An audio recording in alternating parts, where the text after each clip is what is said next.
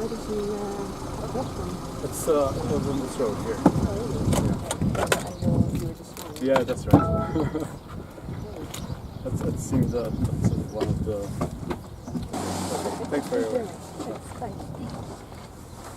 Just see if it's been...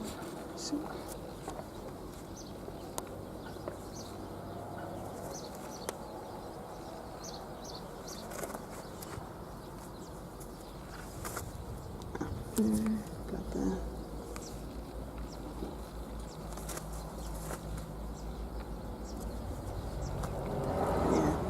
Okay.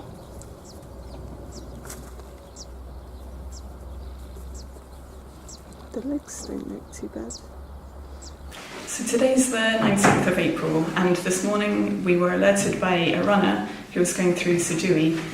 He found this common kestrel injured on the ground, and he called BirdLife Malta.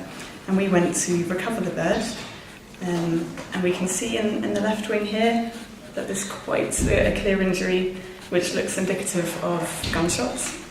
But I'm just about to take the bird to the vet now to confirm how the bird did sustain this injury.